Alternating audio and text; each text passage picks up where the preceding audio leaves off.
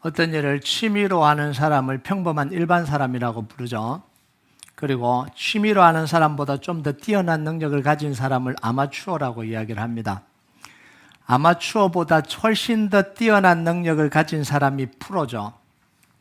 프로가 된다는 건 그 세계에, 그 종목에, 그 분야에 최고가 된다는 거 의미예요. 프로가 되는 게 너무너무 어렵습니다.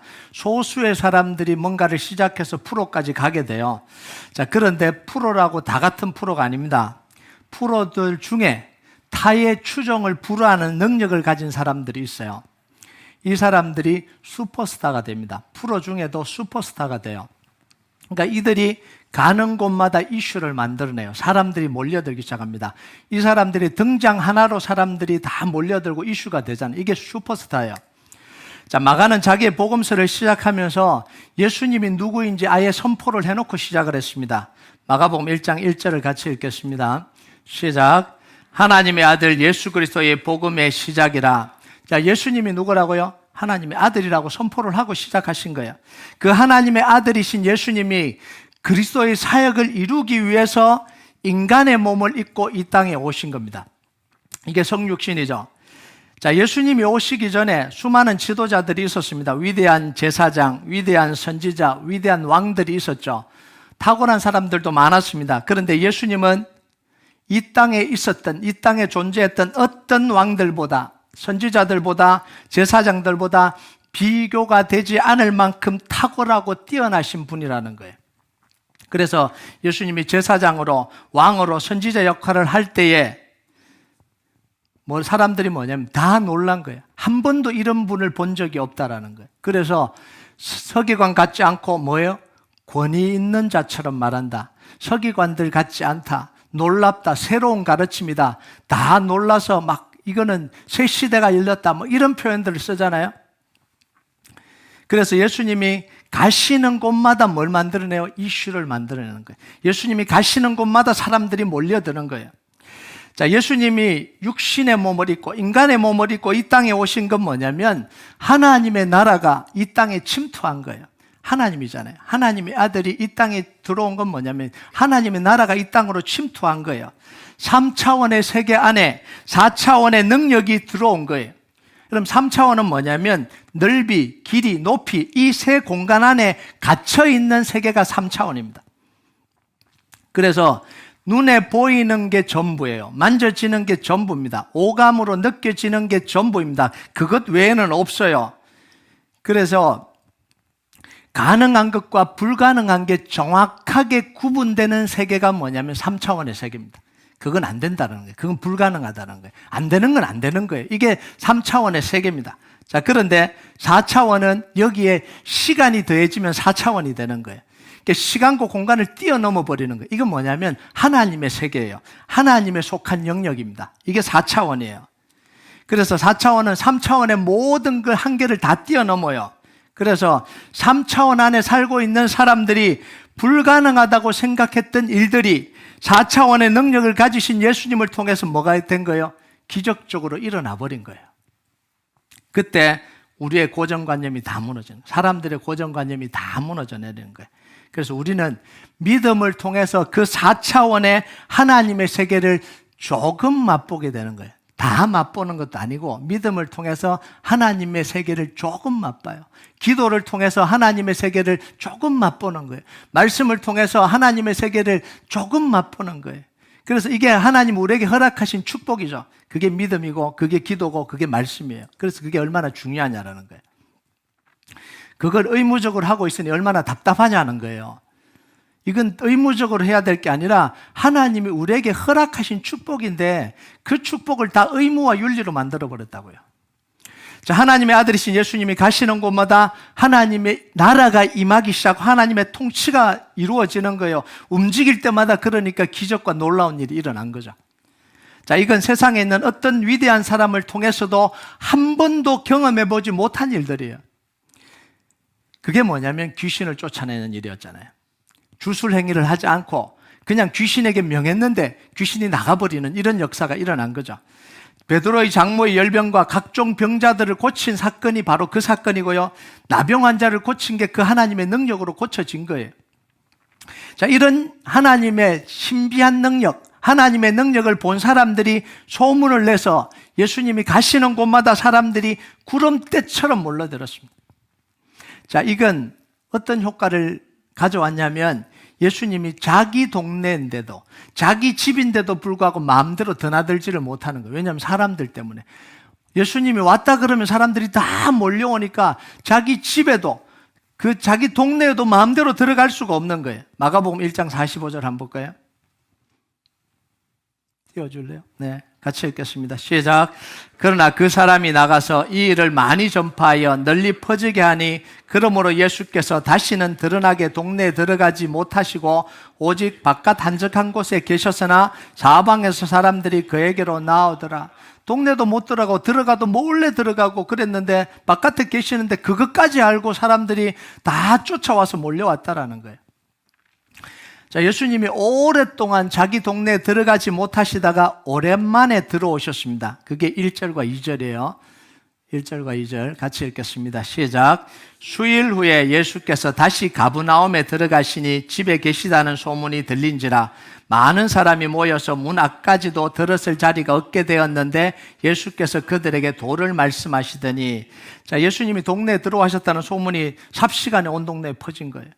그러니까 사람들이 그 집으로 다 몰려왔어요. 아마도 베드로 장모의 집이었을 거라고 학자들이 추측을 합니다. 대부분 학자들이 베드로 장모의 집이었을 거라고 추측을 해요. 예수님이 들어가신 집은 몰려온 사람들로 인해서 포위를 당해버렸습니다. 그냥 집이 찬 정도가 아니라 완전히 포위를 당해버린 거예요. 자, 예수님의 소문을 듣고 몰려온 사람들의 대부분이 누구였냐면 병자들이거나 구경꾼들입니다. 자, 이들은 예수님의 뭘 보고 싶어요? 기적을 보고 싶은 거예요. 예수님 행하시는 기적을 보고 싶은 거예요. 병자들은 자기 병을 고쳐주기를 간절히 바라면서 찾아온 사람들입니다. 모여있는 사람들이 다 그런 사람들이에요. 관심이 뭐예요? 내 병을 고쳐주고 기적을 한번 보기를 원하는 사람들로 가득 찬 거예요. 그런데 예수님은 이들 앞에서 기적을 행하지 않습니다. 병을 고치지 않았습니다. 이들에게 뭐 하셨다고요? 하나님의 도를 선포하셨다. 다시 말하면 말씀을 선포하시고 복음을 선포하셨다는 거예요. 예수님의 관심은 항상 어디에 있어요? 영혼 구원에 있다라는 거예요. 예수님의 사역의 우선순위는 뭐였어요? 복음 선포였다라는 거예요. 복음을 전해서 뭐 하겠다는 거죠? 예수가 그리스도이심을 믿게 하는 게 예수님의 사역의 핵심입니다. 믿어서 구원 얻게 하는 게 예수님의 사역의 핵심이었다고요. 자, 요한복음 20장 30절 한번 볼까요? 요한이 이렇게 이야기를 합니다. 같이 읽겠습니다. 시작. 오직 이것을 기록함은 너희로 예수께서 하나님의 아들 그리스도이심을 믿게 하려 함이요 또 너희로 믿고 그 이름을 힘입어 생명을 얻게 하려 함이니라. 자, 여기서 질문이 나옵니다. 그럼 사람에게 영혼만 중요하냐라는 거예요. 육신의 필요는 안 중요하냐라는 거예요. 육신의 필요는 무시해도 되는 거냐라는 거예요. 여러분, 인간은 육신과 영을 동시에 가지고 있는 거예요. 그래서 둘 다 절실하게 필요합니다. 그래서 영적인 것으로 육신의 것을 대신할 수 있습니까? 불가능하죠. 육신의 것으로 영적인 것을 채울 수 있습니까? 아무리 채워도 영혼은 채워지지 않아요. 그래서 육신의 필요와 영적인 필요를 선택의 문제로 접근하면 안 된다는 거예요. 이거냐 저거냐 물어보면 안 된다는 거예요. 아빠냐 엄마냐 이렇게 물어보면 안 되듯이 육신이냐 영이냐 이렇게 물어보면 안 된다는 거예요. 전인격적인 문제로 접근을 해야 됩니다. 영적인 구원과 육적인 이 회복을 다 이루는 게 뭐예요? 구원입니다. 육신은 다 버려두고 영혼만 다 구원받는 게 이게 구원이 아니라 우리의 영혼과 육이 함께 회복되고 구원 얻는 게 이게 전인격적인 구원입니다. 여러분, 때로는 허기 지고 굶어 죽어가는 사람들에게 먹을 걸 먼저 주는 필요가 있는 거죠. 예수님 영접 안 하면 안 주겠다 그러면 안 되는 거잖아요. 아프리카에 굶어 죽은 사람들에게 먹을 건 안 주고 복음만 막 이것도 안 되잖아요. 때로는 육신의 것을 절제하고 영적인 것에 집중해야 될 때도 있습니다. 좀 배가 고파도 영적인 것에 집중해야 될 때가 있다라고요. 오병이어 기적 행하실 때 예수님은 사람들에게 하루 종일 말씀을 전하셨습니다. 그리고 저녁이 되니까 이제 다 끝난 거예요. 그 제자들이 뭐라 그러냐면 다 끝났으니까 배고프니까 사람들 보내라 이렇게 이야기했습니다. 보내서 먹게 하십시오. 그러니까 예수님 뭐라 그래요? 안 된다 그런 거예요. 가다가 기진맥진해서 다 쓰러진다. 그래서 예수님 뭐 하신 거예요? 오병이 기적을 행하신 거예요. 예수님은요, 이 육신의 배고픔, 육신의 욕구도 등한시하지 않았습니다. 그래서 영적인 것이 중요하긴 하지만 우리는 육적인 것을 무시하거나 등한시하면 안 된다라는 거예요. 그래서 복음은요, 분명한 게 뭐냐면 이 땅에서 더 좋은 삶, 육신으로 더 좋은 삶, 더 편한 삶, 더 재미있는 삶을 제공해 주는 건 복음은 아니에요. 더 편안하고 더 부자가 되고 더 윤택하게 되는 것만이 복음이 아니라는 거예요. 기독교의 핵심은 뭐냐면 죄와 심판으로부터 구원 얻는 게 이게 기독교 복음의 핵심입니다. 하나님을 떠난 영적인 문제를 해결하는 게 이 복음의 핵심이에요. 그걸 통해서 영육이 회복이 되는 겁니다. 그것도 뭘 통해서요? 예수 그리스도의 십자가의 사역을 통해서 은혜로 받는 구원이에요. 이건 변하면 안 됩니다. 이게 변하면 안 되는 거예요. 여러분, 복음은요, 이 땅에 유토피아를 건설하는 게 아니에요. 예수님 같이 착하고 헌신적인 사람들을 많이 만들어내는 게 복음의 목적이 아닙니다. 윤리적인 나라를 만드는 게 복음의 목적이 아니에요. 도덕적인 나라를 만드는 게 복음의 목적이 아니에요. 그런데 자꾸 기독교가 이쪽으로 변하려고 그래요. 왜 세상이 이렇게 되냐? 크리스찬들이 윤리적으로 안 살아 그랬다. 도덕적으로 안 살아서 그랬다. 도덕적으로 살자. 이게 하나님이 원하시는 복음의 모습이 아닌 거죠. 여러분, 복음은 뭐냐면 예수님의 통치를 받는 백성들을 만들어내는 거예요. 이게 복음의 이 목적이에요. 자, 예수님이 집에서 한참 말씀을 가르치고 있었습니다. 얼마나 집중했을까요? 얼마나 열심히 가르치고 있었을까요? 그런데 방해하는 사람이 등장한 거예요. 지붕에서 갑자기 요라는 소리가 나더니 흙 부스러기가 머리 위로 사람들에게 막 떨어졌습니다. 지붕이 갑자기 열려버린 거예요. 얼마나 놀랐겠어요. 막 집중하고 막 예배를 드리고 말씀을 전하고 있는데 지붕이 확 열려버린 거예요. 그리고는 뭐가 내려와요? 침상이 하나 위에서 쭉 내려오는 거예요. 얼마나 황당한 상황이에요, 지금. 알고 보니까 4명의 사람들이 중풍병자를 메고 왔는데 사람들이 너무 많아서 집으로 들어갈 수가 없는 거예요. 누가 좀 양보해 주면 좋은데 양보를 안 했다는 이야기죠. 다 그런 사람들인데 누가 누구한테 양보를 하겠어요? 다 병자들이고 다 그런 사람들인데 그럼 뭐라 그러죠? 줄 서라 그러죠. 새치기 하지 말고 줄 서라 이랬겠죠. 자, 이들은 그런데 자기 차례를 기다리지 않고 지붕을 뚫는 황당한 일을 벌여버린 거예요. 자, 이들 때문에 집 안은 완전히 순식간에 아수라장으로 변해버린 거예요. 자, 이들은 예수님의 말씀을 전하는 걸 방해했습니다. 그죠? 예수님 말씀을 집중해서 전하고 있는데 지붕을 뜯어버렸으니까 이 얼마나 큰 방해가 되는 거예요.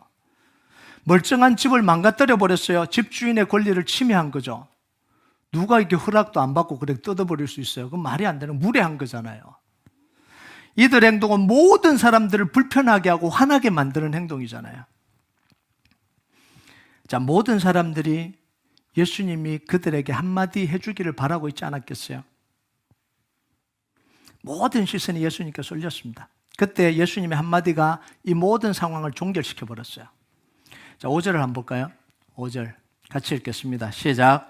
예수께서 그들의 믿음을 보시고 중풍병자에게 이르시되 작은 자야 내 제사함을 받았느니라 하시니, 이 구절이 너무너무 중요한 구절이에요. 이 한 구절이 예수님의 사역의 모든 걸 다 말해줍니다. 자, 첫 번째, 이 중풍병자들을 메고 온 사람들에게 예수님 뭐라 그래요? 믿음의 행동이다 이렇게 이야기해버린 거예요.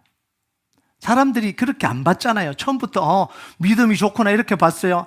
무례하다고, 어떻게 저럴 수 있냐고, 나쁘다고 이런 식으로 생각하고 있었잖아요. 그런데 예수님 한마디에 싹 바뀌어버렸잖아요. 믿음의 행동이다 이렇게 이야기한 거예요. 자, 이 중풍병자들이 이들이 왜 중풍병자를 메고 왔을까요? 왜 지붕까지 뜯어내렸을까요? 이 4명의 도대체 믿음이 도대체 뭐냐라는 거예요. 이들은 중풍병자를 메고 온 이유가 뭐겠어요? 나병 환자를 고쳤다는 소식이 들렸거든요. 예수님이 나병 환자를 고쳤다라는 거예요. 예수님이 나병 환자를 고쳤다면 중풍병자도 고칠 수 있다는 믿음이 생긴 거예요. 자, 이들의 믿음은 한번 도전을 받습니다. 집 앞까지 들고 왔는데 못 들어가잖아요. 자, 그런데 이들의 믿음이 흔들리지 않아요. 지붕을 뜯는 것으로 자기 믿음을 표현한 거예요. 자, 그들의 믿음이 사람들의 비난을 넘어갑니다. 지붕 수리하는 비용을 넘어가죠. 뜯어놓으면 누가 보상해야 돼요? 자기들이 보상해야 되는 거잖아요. 나 몰라라 할 수 없잖아요. 그 비용을 넘어가요. 들 것을 들고 가는 수고를 넘어갑니다. 마음속에 계속해서 올라오는 불신앙도 넘어가요. 우연이겠지. 나병 환자 고치겠다고 중풍병자 고칠 수 있는 거 꼭 아니잖아. 들고 오면서도 이 마음이 얼마나 속에서 많이 올라왔겠어요. 그러고는 딱 도착하니까 사람들이 너무 많이 몰려 있는 거죠. 이걸 어떻게 해야 돼요? 그런데 그걸 지붕을 뜯는 걸로 넘어간 거예요. 예수님이 이들의 믿음을 본 거예요. 그 믿음에 예수님이 반응을 하시는 겁니다. 그래서 믿음은 뭐냐면 장애물을 넘어가는 거예요. 믿음은 편안하게 있다가 말씀 듣고 은혜 받아서 더 편안하게 지는 게 이게 믿음이 아니라고요. 이게 현대인들이 바라는 거잖아요. 편안하게 있다가 은혜와 감동을 다 받고 그걸 믿어서 더 편안해지려고 하는 게 이게 현대인들이잖아요. 근데 믿음은 그런 게 아니라는 거예요. 믿음은 항상 뭐예요? 장애물에 봉착한다라는 거예요. 도전을 받는다라는 거예요. 그 도전을 받을 때 뭐예요? 자기를 희생하고 자기를 헌신하고 자기를 거기다가 넣어서 자기의 것을 투자해서 그 장애물을 넘어가는 게 뭐냐면 그게 믿음이에요. 자, 두 번째, 예수님은 중풍병자를 보고 뭐라고 이야기해요? 작은 자야, 이렇게. 작은 자야, 내 죄 사함을 받았다, 이렇게 이야기를 합니다. 자, 보통은 뭐라고 이야기하겠어요? 죄인아, 내 죄 사함을 받았다, 이렇게 표현해야 될 것 같아요. 그런데 작은 자야, 내 죄 사함을 받았다, 이렇게 이야기해요. 아, 그럼 작은 자는 부족한 자구나, 모자란 자구나, 못난 자구나, 이렇게 생각할 수 있는데 아니더라고요. 그래서 제가 이제 이걸 봤어요. 그러니까 작은 자는 헬라어로 테크논이라는 단어인데 아이, 자손, 자녀란 뜻입니다. 자, 더 정확하게 말하면 이 아이는 어린 아이뿐만 아니라 어른인 아이까지 포함한 아이를 이야기를 하는 거예요. 자, 헬라에는 유아, 그러니까 진짜 연령대가 어린 아이를 뜻하는 파이디온이라는 단어가 있어요. 이 단어를 안 썼습니다. 테크논은 뭐냐면 관계 속에서의 자녀라는 이야기입니다. 나이가 아니라 관계 속에서 오는 자녀라는 거예요. 예를 들면 사람이 아무리 나이가 들어도 부모의 눈에는 뭐예요? 다 아이잖아요. 70살이 돼도 90대 노모에게는 뭐예요? 아이예요. 그게 테크논이라는 단어입니다. 자, 이게 뭐냐면 하나님이 죄인을 바라보는 관점이에요. 죄인을 바라보는 관점. 예수님은 사람들을 죄인으로 보지 않고 뭘로 보셨다고요? 구원받고 회복돼야 될 자녀들로 보신 거예요. 그래서 중풍병자에게 예수님이 하신 말씀을 의역하면 이런 겁니다. 내 아들아 안심해라, 내 죄 사함을 받았다, 이거예요. 너는 죄인인데 내가 죄 용서해 줄게. 이게 아니라 내 아들아 이제 안심해라, 내 죄 사함을 받았다, 이런 이야기예요. 바리새인과 서기관과 종교 지도자들은 항상 뭐냐면 죄인과 의인으로 구분합니다. 그래서 정죄를 하는 거예요. 그래서 세리와 창녀들과 이런 사람들을 구분하는 거예요. 당신들은 은혜 받지 못하는 사람, 죄인, 낙인 찍어버리는 거예요. 그런데 예수님은 한 번도 이들을 죄인이라고 부르신 적이 없어요. 뭐라고 불러요? 잃어버린 자다, 병든 자다, 목자 없이 방황하는 양들이다, 내 자녀다, 이렇게 부르셨어요. 관점이 다르잖아요. 자, 예수님의 이런 따뜻한 선언으로 분위기가 완전히 다 좋아졌습니다. 자, 그런데 그 분위기에 찬물을 끼얹으려고 의도적으로 그곳에 앉아서 버티고 있는 사람들이 있었습니다. 꼭 이런 사람들 있잖아요. 나는 분위기를 망치겠다, 나는 절대로 용납하지 않겠다, 이런 사람들 있잖아요. 예수님이 있는 그 자리에도 딱 그런 사람들이 앉아 있었습니다. 6절과 7절을 한번 볼까요? 같이 읽겠습니다. 시작. 어떤 서기관들이 거기 앉아서 마음에 생각하기를 이 사람이 어찌 이렇게 말하는가, 신성모독이로다, 오직 하나님 한 분 외에는 누가 능히 죄를 사하겠느냐. 자, 서기관들이 그 자리에 앉아 있다. 한 명이 아니고 여러 명입니다. 왜냐하면 증인이 2명 이상이 돼야 그걸 증인으로 삼아서 고소를 할 수 있기 때문에 그래요. 이 서기관들은 바리새인과 제사장 그룹과 합쳐서 대표적인 종교 지도자들 그룹에 속하는 사람들입니다. 이들은요, 사내들인 공회라는 조직을 만들어서 자기들끼리 정치와 종교의 무소불위 권력을 휘두르고 있었습니다. 이들에게 걸리면 끝이에요. 어떤 사람들도 이들에게 걸리면 끝입니다. 오늘날 말하면 수사권, 기소권, 판결권까지 한꺼번에 다 잡고 있는 거예요. 이런 나라는 없잖아요. 누가 어느 나라가 수사권, 기소권, 판결권까지 다 가져요? 없잖아요. 이런 나라는 없어요. 그러니까 자기들과 반대되거나 자기들에게 걸림돌 되는 사람들이 나타나면 뭐 하겠어요?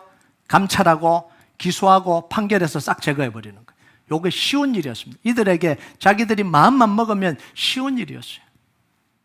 자, 이 서기관들이 예수님이 가르치는 그곳에 딱 와서 앉아 있는 거예요. 왜 와서 앉아 있겠어요? 종교 지도자들에게 이미 예수님은 요주의 인물로 찍혔다라는 거예요. 예수님에 대해서 감시와 감찰이 시작됐다라는 이야기입니다. 그런데 예수님이 내 죄 사함을 받았다는 이 말이 서기관들에게 딱 걸려버린 거예요. 자, 7절을 한번 볼까요? 7절 같이 읽겠습니다. 시작. 이 사람이 어찌 이렇게 말하는가? 신성모독이로다. 오직 하나님 한 분 외에는 누가 능히 죄를 사하겠느냐? 자, 신성모독은 뭐냐면 사형이에요. 이 서기관들이 마음속에 다 판결을 내렸다는 거죠. 뭐요? 너 이제 사형이야. 너 이제 죽었어. 이게 결론을 내렸다라는 이야기. 마음속으로. 그러면 자기들을 파송한 사람들에게 보고하겠죠. 보낸 사람들에게 보고하겠죠. 이것으로 예수님의 사역은 어떻게 되는 거예요? 끝나는 거예요. 예수님의 사역이 끝날 뿐만 아니라 생명도 끝나는 겁니다. 자, 그런데 이 갈등과 위기는 예수님이 일부러 만들어내신 거예요. 피할 수 없어서 실수한 게 아니라 일부러 만드신 겁니다. 예수님이 이미 서기관들이 앉아 있는 걸 알고 계셨습니다. 보고 계셨어요. 왜 왔는지도 알고 계셨습니다. 서기관들에게 갈등을 일으키지 않고 중풍병자를 고치는 방법도 알고 계셨습니다. 어떻게 하면 되죠? 내 믿음이 너를 구원하였다. 걸어가라. 이것만 하면 되는 거예요. 자, 그런데 예수님 뭐 한 거예요? 내 죄 사함을 받았다. 이 말을 하면서 일부러 걸려드신 거예요. 일부러 갈등을 일으키신 거예요. 내 믿음이 너를 구원했다. 걸어가라 이러면 아무런 문제가 없거든요. 서기관들도 걸 수 있는 게 없어요. 그런데 일부러 예수님이 내 죄 사함을 받았다라는 이야기를 거기다 던져서 걸려든 거예요. 일부러 걸려든 겁니다. 사실 서기관들은 자기 입 밖으로 생각을 내뱉은 적이 없잖아요. 예수님 그러면 신성모독이에요. 사형이에요. 하나님 왜 누가 죄를 사할 수 있습니까? 이런 말을 한 적이 한 번도 없어요. 속으로 생각한 거지. 자, 그런데 예수님은 이들의 생각과 계획을 이미 알고 계셨습니다. 자, 8절과 9절을 한번 볼까요? 같이 읽겠습니다. 시작. 그들이 속으로 이렇게 생각하는 줄을 예수께서 곧 중심에 아시고 이르시되 어찌하여 이것을 마음에 생각하느냐? 중풍병자에게 내 죄사함을 받았느니라 하는 말과 일어나 내 상을 가지고 걸어가라는 말 중에 어느 것이 쉽겠느냐? 이 구절은 우리에게 두 가지의 사실을 알려줍니다. 첫 번째는 뭐냐면 사람의 마음과 생각을 아시는 예수님이라면 예수님은 누구죠? 하나님이라는 거예요. 잠언 16장 2절 한번 볼까요? 같이 읽겠습니다. 시작. 사람 행위가 자기 보기에는 모두 깨끗하여도 여호와는 심령을 감찰하시느니라. 하나님만이 사람의 심령을 감찰할 수 있는데 예수님이 그 사람들의 마음과 심령을 감찰한다면 예수님은 누구라는 거예요? 하나님이고 하나님의 아들이라는 거예요. 그걸 지금 보여주고 있는 거죠. 두 번째는 예수님이 하신 말씀이 너무 파격적이었다는 거예요. 그래서 듣는 모든 사람들이 이 서기관들처럼 반응할 수밖에 없었다라는 걸 보여주는 거예요. 자, 서기관들은 이렇게 생각했습니다. 오직 하나님 한 분 외에는 누가 능히 죄를 사하겠느냐? 이 말은 뭐예요? 하나님 외에는 죄를 사할 수 있는 사람이 아무도 없다라는 이야기입니다. 이건 잘못된 생각이 아니에요. 편협된 생각이 아닙니다. 보편적인 생각이에요. 모든 사람들이 그렇게 생각하는 거예요. 모든 사람들이 들어도 똑같이 반응할 거예요. 서기관들이 화가 난 부분은 이 부분이 아니라 다른 부분입니다. 이거예요. 당신이 왜 하나님도 아니면서 금방지게 죄사함을 이야기하냐. 이 부분이 화가 난 거죠. 자, 서기관들 말 속에 우리는 뭘 알 수 있냐면 예수님이 진짜 죄를 사할 수 있으면 예수님은 뭐예요? 하나님인 거죠. 그걸 보여주는 거예요. 예수님이 굳이 갈등을 피할 수 있는데도 불구하고 굳이 갈등을 피하지 않으신 이유는 서기관들의 생각을 통해서 뭘 하시려고요? 자신이 하나님의 아들임을 선포하시려고 그러신 거예요. 예수님이 서기관들에게 반문을 합니다. 어떻게 반문하냐면 죄를 사할 수 있다고 말로만 하는 거 쉽지 않냐는 거예요. 저도 할 수 있어요. 나 죄 사할 수 있다. 이렇게 말로는 할 수 있잖아요. 누구나 다 말로 할 수 있는 건 어렵지 않아요. 자, 그런데 진짜 죄를 사할 수 있다는 증거로 중풍병자를 걷게 하는 일은 훨씬 어렵지 않냐라는 거예요. 그러면서 뭐라 그래요? 내가 너희들에게 이 땅에서 죄를 사할 수 있는 권세가 있다는 걸 보여주겠다고 하시면서 10절과 11절을 이야기를 하신 거예요. 10절과 11절 같이 읽겠습니다. 시작. 그러나 인자가 땅에서 죄를 사하는 권세가 있는 줄을 알게 하려 하노라 하시고 중풍병자에게 말씀하시되 내가 내게 이르노니 일어나 내 상을 가지고 집으로 가라 하시니, 예수님의 말이 떨어지기가 무섭게 중풍자는 모든 사람들 앞에서 자기가 누워왔던 그 침상, 들것이죠. 막 무거운 침상이 아니겠죠. 들것을 들고 왔겠죠. 그걸 들고 걸어갔습니다. 예수님은 스스로 자기가 하나님의 아들이라는 걸 선포하신 거죠. 죄를 사할 수 있는 능력이 있다는 걸 증명하신 겁니다. 자, 예수님은 하나님의 아들이자 그리스도가 되십니다. 이게 마가가 계속해서 선포하려고 하는 거예요. 그러면서 마가복음을 1장 1절에 이 이야기를 선 이유가 뭐예요? 빨리 깨달아라는 거예요. 빨리 깨달아라. 너희도 예수님을 하나님의 아들로 믿고 그리스도로 믿고 믿어서 뭐 하라는 거예요? 죄사함 받고 구원 얻고 여러분의 문제를 해결하라는 이야기입니다. 이걸 믿었던 네 사람과 중풍병자는 뭘 경험해요? 하나님의 능력을 경험한 거죠. 하나님의 통치가 그들 위에 임한 거예요. 오늘 네 사람과 중풍병자는 뭐 한 거예요? 믿음의 콜라보를 이루었습니다. 자, 네 명에 내고 와서 네 명의 믿음을 보시고 예수님 뭐라 그래요? 중풍병자의 내 죄사함을 받았다. 일어나 걸어가라. 그러면 이 중풍병자도 그 믿음에 동참했다는 거예요? 안 동참했다는 거예요? 믿음에 동참했다라는 거죠. 자, 예수님이 하나님의 아들이라는 이 사실, 예수님은 구원을 이루시는 그리스도라는 이 사실은 예나 지금이나 변함이 없습니다. 예전에는 그리스도였고 지금은 그리스도가 아닌 게 아니잖아요. 예전에는 하나님의 아들이고 지금은 아닌 게 아니잖아요. 예나 지금이나 예수님은 그리스도입니다. 예나 지금이나 예수님은 하나님의 아들입니다. 그럼 오늘날도 예수님이 하나님의 아들이고 그리스도심을 믿고 약속을 따라 믿음으로 행동한 사람에게는 뭐가 임하겠어요? 하나님의 능력이 임하는 거예요. 구원이 이루어지는 거예요. 하나님의 통치가 임하는 거예요. 이번 주에 제가 이 설교를 하면서 하나님이 저에게 주신 마음이 있어요. 매주일 설교하고 난 뒤에 말씀에 의지해서 병자들을 위해서 치유를 선포하라는 거였어요. 제 마음속에. 그래서 말씀에 의지해서 매주일 우리 병자들을 위해서 치유를 선포할 겁니다. 마태복음 8장 16절에 17절까지 보면 예수님이 약속하십니다. 말씀이 이렇게 약속해요. 같이 읽겠습니다. 시작. 저물매 사람들이 귀신 들린 자를 많이 데리고 예수께 오거늘 예수께서 말씀으로 귀신을 쫓아내시고 병든 자를 다 고치시니 이는 선지자 이사야를 통하여 하신 말씀에 우리의 연약한 것을 친히 담당하시고 병을 짊어지셨다 함을 이루려 하심이더라. 우리의 육신의 연약함을 담당하시는 건 예수님이 오셔서 즉흥적으로 하신 게 아니라 뭐예요? 선지자 이사야를 통해서 이미 예언하고 약속하신 거라는 거예요. 우리의 죄뿐만 아니라 병까지도 다 짊어지시고 예수님은 십자가에서 죽으시고 부활하셨습니다. 십자가에서 죄와 사망과 사단의 권세를 이기시고 부활하셔서 우리의 모든 문제를 다 해결하셨습니다. 그러면서 선언하셨죠. 다 이루었다. 우리가 겪고 있는 모든 영적인 문제, 육적인 문제, 우리의 인생의 모든 문제는 내가 십자가에서 다 이루었다. 선포하신 거예요. 여러분, 제가 기도하면서 선포할 때 믿어지면 아멘 하시기 바랍니다. 저는 말씀을 믿고 선포하는 거고요. 여러분은 믿음으로 아멘 하는 거고요. 역사는 하나님이 하시는 거예요. 여러분, 예수님이 하나님의 아들이다, 그리스도라는 말을 계속해서 선포해도 그것 자체만으로 아무런 소용이 없어요. 그 하나님의 아들이, 그 그리스도가 내 문제를 해결하지 않는 한, 나의 그리스도와 나의 하나님이 되지 않는 한, 이 마가복음 다 끝나도 아무 소용 없잖아요.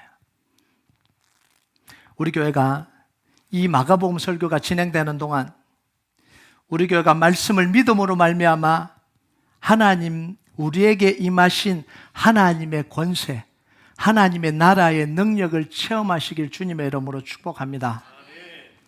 우리 마가복음이 다 가기 전에 가정에 있는 모든 문제들, 자녀들에게 임한 모든 문제들, 재앙과 저주와 죄로 인하여서 발생되는 모든 문제들이 복음으로, 주님의 능력으로 다 치료되고 회복되길 주님의 이름으로 축복합니다. 나라와 교회와 가정과 자녀들의 모든 문제를 통치하고 고치시는 하나님의 능력, 그 하나님의 능력을 우리 함께 경험하는 축복이 있길 주님의 이름으로 축복합니다. 우리 같이 찬양하도록 하겠습니다. 이 찬양 하나님 앞에 좀 올려드립시다. 나의 영혼이 잠잠히 하나님만 바라며 나의 구원이 그에게서 나는도다. 나의 영혼아 잠잠히 하나님만 바라라. 나의 소망이 저에게서 나는도다. 오직 주만이 나의 반석, 나의 구원이시니 오직 주만이 나의 산성, 내가 요동치 아니하리. 이 고백 하나님 앞에 같이 올려드리겠습니다.